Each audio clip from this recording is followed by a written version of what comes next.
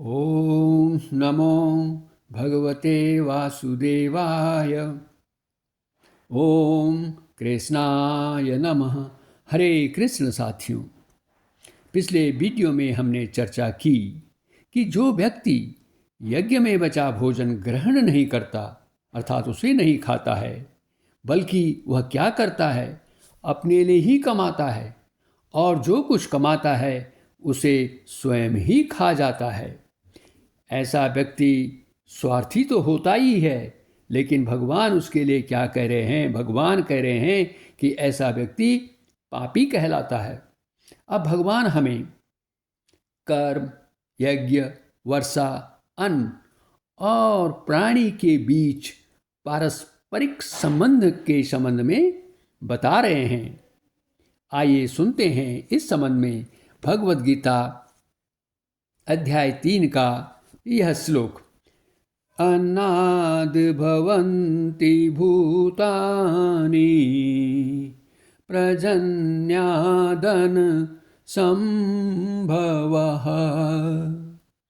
यज्ञाद् भवति प्रजन्यो यज्ञः कर्म समुद्भवः। अर्थात भगवान कह रहे हैं कि सारे प्राणी अन्न से उत्पन्न होते हैं और अन्न वर्षा से उत्पन्न होता है। वर्षा यज्ञ संपन्न करने से होती है और यज्ञ नियत कर्मों से उत्पन्न होता है। साथियों, हम इस श्लोक की विस्तृत व्याख्या करेंगे। हम सभी जानते हैं कि समस्त प्राणी अन्न से उत्पन्न होते हैं, लेकिन यहाँ अन्न शब्द से तात्पर्य केवल अनाज से नहीं है। जिस प्राणी का जो खाद्य है, जिसे खाने से, ग्रहण करने से उसकी उत्पत्ति होती है, उसका भरण पोषण होता है, उसके लिए वही अन्न होता है। कुछ प्राणी शाकाहारी होते हैं तो कुछ मांसाहारी, और कुछ शाक, मांस, अनाज आदि खाने वाले होते हैं।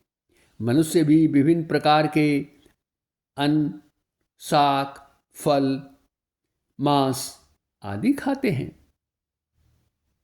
तो अब अन्न की उत्पत्ति कैसे होती है? विचार करें कि खेती करने के लिए बीज की आवश्यकता होती है। ये बीज मनुष्य को कहाँ से मिला, किसने दिया?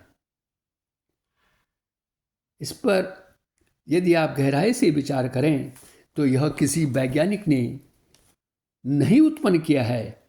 यह बीज भी हमें ईश्वर से ही प्राप्त हुआ है।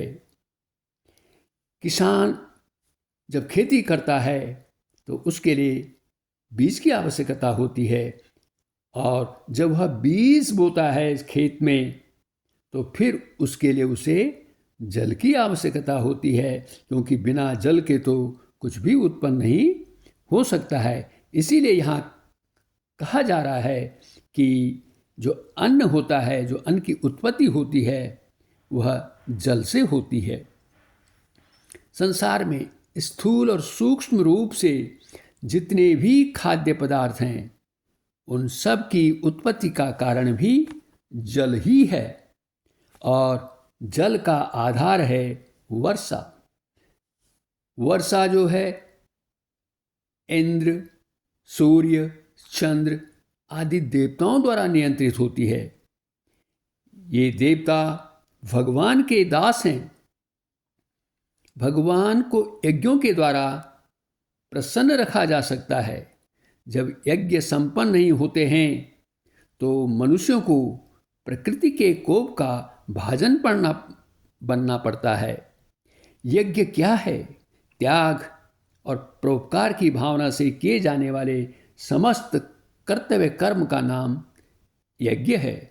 जैसे आहुति देने में अन्न, घी आदि चीज़ों का त्याग है, इसी तरह दान करने में वस्तु का त्याग है, तप करने में अपने सुख का त्याग है, और कर्तव्य कर्म करने में अपने स्वार्थ, आराम आदि का त्याग है। इस प्रकार जब मनुष्य अपने अपने कर्तव्य कर्म का पालन करेंगे तो उसका असर देवताओं पर भी पड़ेगा, जिससे वे भी अपने कर्तव्य का पालन करेंगे और वर्षा करेंगे। अब प्रश्न यह है कि जिस देश में यज्ञ नहीं होते हैं वहाँ वर्षा कैसे होती है?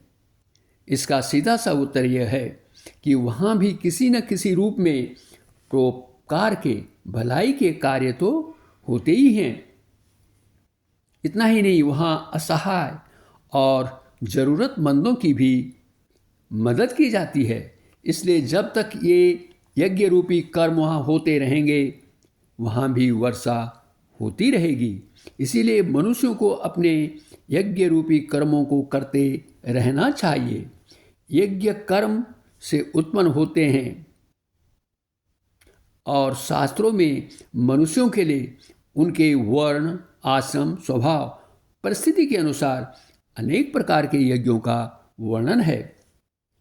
ये सभी यज्ञ मन, इंद्रिय और शरीर की क्रियाओं के द्वारा पूर्ण होते हैं। जिस प्रकार वैद्य लोग विषैले पदार्थों जैसे सांखिया, भिलावा आदि को उचित शोधन प्रक्रिया से शुद्ध करके उसका प्रयोग औषधि में करके बड़े बड़े रोगों को दूर कर देते हैं, उसी प्रकार कर्मों में विषैले भाग जैसे कामना, ममता, आसक्ति आदि को निकालकर कर्म भी अमृतमय बन जाते हैं और जन्म मरण रूप महान रोगों से दूर दूर करने वाले बन जाते हैं। इस प्रकार ये अमृतमय कर्म ही यज्ञ कहलाते हैं। अंत में यह श्लोक यह स्पष्ट करता है कि यज्ञ कर्म से संपन्न होता है। यज्ञ से वर्षा होती है और वर्षा से अन्न की उत्पत्ति होती है और अन्न के जो है इस अन्न से विभिन्न प्राणियों की उत्पत्ति होती है। इस प्रकार यह चक्र रुकना नहीं चाहिए, यह निरंतर चलते रहना चाहिए। कृपया इस वीडियो को शेयर करें, लाइक करें और हमारे चैनल को सब्सक्राइब भी करें। वीडियो देखने के लिए आपका बहुत बहुत धन्यवाद। अगले वीडियो में फिर भेंट होगी और जानेंगे कि परमात्मा सदैव कहाँ स्थित रहते हैं। हरे कृष्णा।